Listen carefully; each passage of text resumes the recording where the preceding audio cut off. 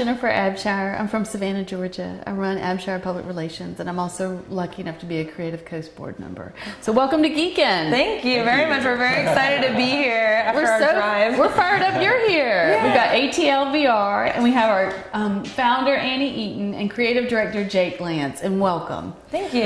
You're presenting. Yes, we're presenting tomorrow on virtual reality, and it's past, present, and future. Cool. So a little bit of a history. Yes. All right. So tell us about ATLvr. It's not that old of a company. Right. Yeah. So we founded a year and a half ago. We have been around. We actually started as the Atlanta Virtual Reality Meetup group, and then we started getting consulting opportunities out of that since we were kind of self-proclaimed experts on the subject. There you go. Just as enthusiasts to begin with, and then we started getting jobs out of it, so we formed a company, and now we're a full-scale virtual reality service provider. We do anything from consulting, program development, 360-degree video, all of that. How fun. Yeah. All right. So can you talk about any of your clients? Yeah, some of them. Well, we have actually one of the projects we're excited about that's new is a winery tour.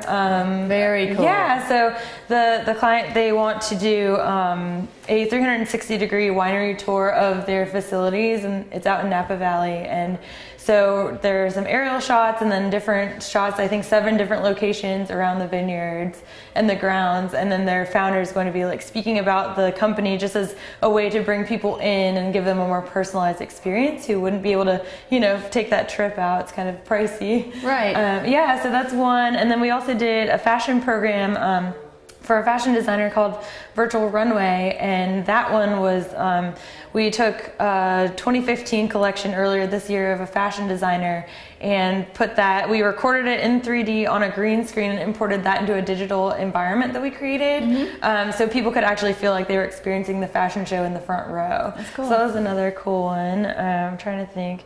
You can talk about VR Selfie if you want. Oh, yeah. So another thing that we developed is VR Selfie, and what it is we kind of use that as an introductory program. So if somebody's their first time in VR, when you put it on, it can be kind of disorienting because you really do get this sense of depth and scale, and it can kind of like throw people off. I wish you'd brought it. So, we'll have it tomorrow. Okay, good, good. I want to see this in action. Yeah. And so you put it on, you're actually sitting at a desk, and there's a couple things you can look at and kind of look around, and there's things over your shoulder, and kind of these different things to kind of get your VR legs, because a lot of people might get like motion sick or things like that. So It's kind of like a stable environment. You can sit on that, and there's a couple ways you can you can interact with the environment and everything. And one thing that happens that we can do is a little drone actually will fly up, and it'll open up a screen, and we have a webcam attached on the outside of, so you can actually see yourself in the virtual reality headset in real time on a screen, and we can push a button, it'll take your picture. Yeah, we might do it tomorrow. Oh, do that tomorrow. Okay, well, that would be so cool. Yeah, we'll totally bring it tomorrow. And so it'll take your picture within the virtual reality environment, and so you can actually like get a copy, like a JPEG file of yourself first time experiencing VR. That's really cool. Yeah. And will you charge for that? Not right now. That program, no. That's just something we created. Yeah. It's like open to anyone who wants to have it. All right. So, are you finding with virtual reality programs, like if you were doing this with the winery, and they're obviously paying you to do that, but are people will we ever get to the point where we're paying to watch videos of virtual reality or participate in virtual reality? I think so, for sure. There's already some other companies that we know of that are like creating video content that they do charge for. Like you'll see, I don't know if you guys saw one of the presidential debates earlier this week was stream in virtual reality for people who wanted to experience it that way.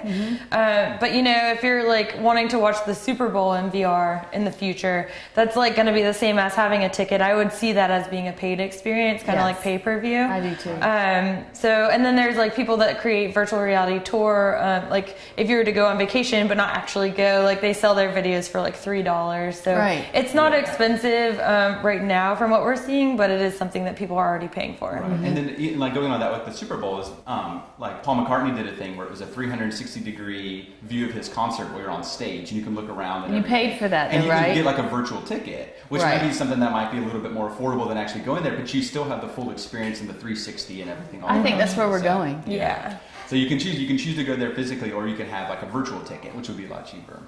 It's interesting.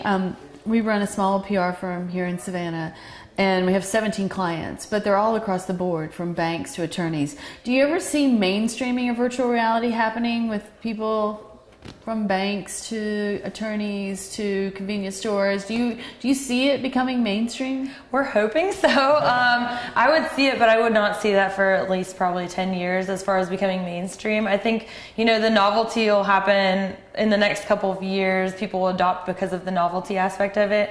And then after that, I think they'll become more practical uses. I mean, we're already starting to work with people that are creating collaborative platforms and training through virtual reality, which is very helpful, and also cost savings and, risk savings as far as that's concerned. And then those, I think, will become very popular. And then there's another group that we know in Ireland who are actually creating an open source educational platform where they're trying to get different educational content to be donated there for free education for everyone. So they're working with a bunch of different universities on getting free professor lectures and things, so that really that type of education is accessible. So I feel like something like that might become more mainstream down the road. But as far as convenience stores, I have no idea how they'd make that mainstream. Yeah. Well, one thing that you can do that in virtual reality is it gives you a good sense of scale about how big things are going to be. You're not looking down on the screen; you actually see it covers your entire field of view. And so if you think about something like if you go furniture shopping or something, you can actually see how big it would be next to you, how tall something would be, how wide it would be, rather than just see like a flat image in like a magazine or on your computer screen or something. Cool. So there's different things like that where you can totally imagine it in like shopping that way and seeing it, or laying out your room or things like that in a virtual environment. For like convenience stores and stuff, that would be kind of that'd be something definitely to think about. But for certain things, it'll definitely work. And I think for like other industries, there's definitely like a marketing aspect. If they want to have this like brand recognition, and there's all sorts of fun stuff you can do with that for sure.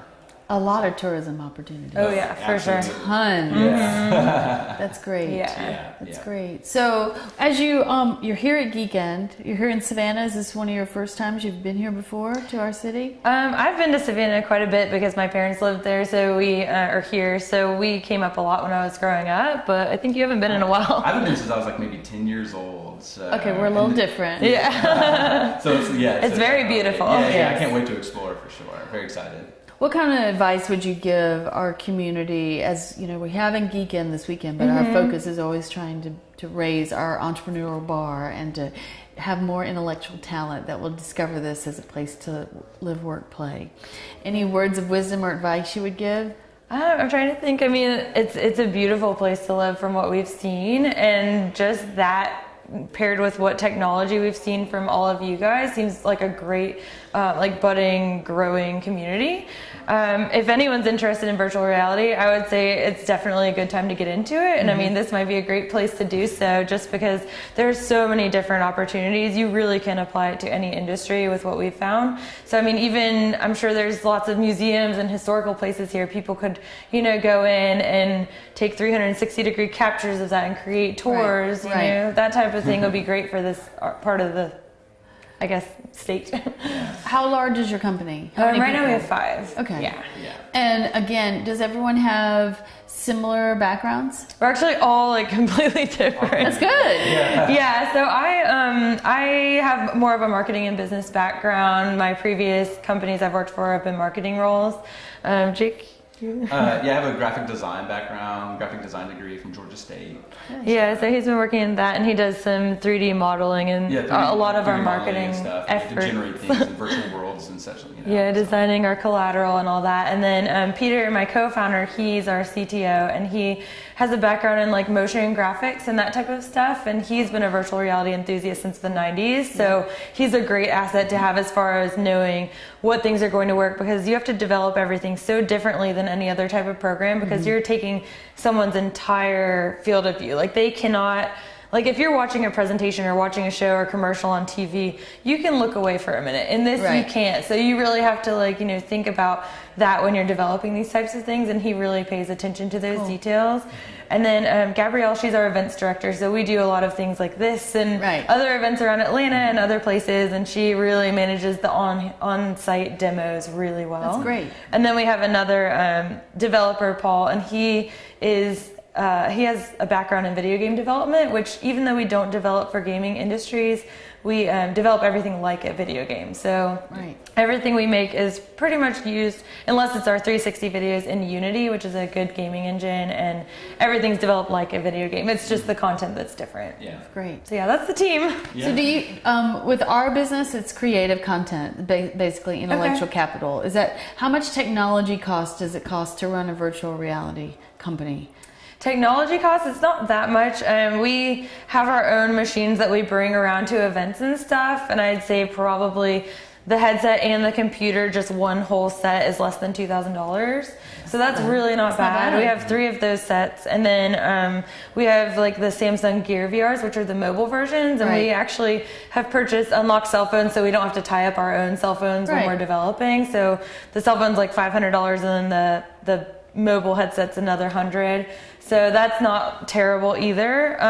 The 360 camera's a bit more pricey. Those range from like $5,000 to $10,000 depending. The ones we use are GoPros all put together with a 3D printed casing.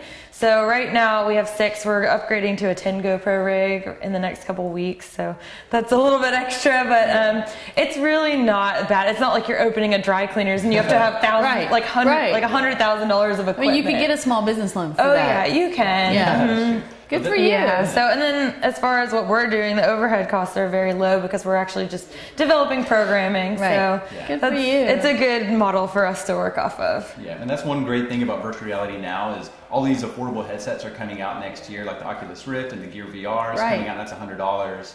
The HTC Vive, all these things are coming out next year, and they're all like only a couple $100. And just 5 or 6 years ago, the closest thing you get is a gigantic, huge, bulky headset that might be like $15,000. Right. And with the advent of smartphones and mobile phones and LCD screens with high resolution, all of the headsets use an LCD screen just about 2 inches away from your face, and you look through lenses. And so with the advent of the miniaturization of that and the technology and all the tech and everything in like a small piece, that's all like all these things are powered off of. Like, Annie mentioned the Gear VR, like the gyroscope in it that lets you look around, the battery, everything is powered off your phone. Right. And it's just in a casing that looks at, and then you can look around and it's all in 3D and scale and everything. So it's pretty cool. Yeah. That's great. We're glad you're here. We've been asking all of the speakers the same question, and we want to know who your favorite geek is.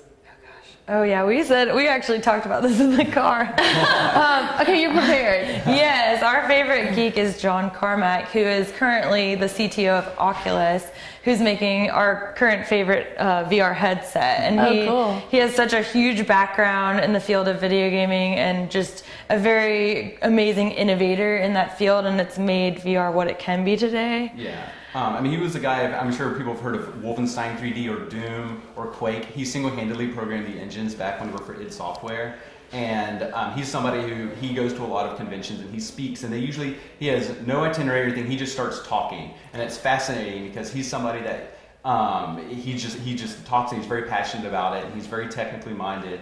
And some of the stuff he talks about is his brain works in a different way, but it's really cool and it's very inspiring, and the way he talks about stuff is technical, but it's easy to understand. And just the fact that he single-handedly just would sit at a computer and do this and generate all this stuff that changed people's lives and built a company and everything. And it's really cool, but he's very inspiring, That's cool. For sure. Yeah, we were lucky enough to see him a couple weeks ago. That's fantastic. At Oculus Connect in LA, which is Oculus's annual conference for developers. He was there and he gave a couple of talks, and we got to go to both of them, so it was great. Yeah. It's always fun. Oh yeah, it was great. Sure.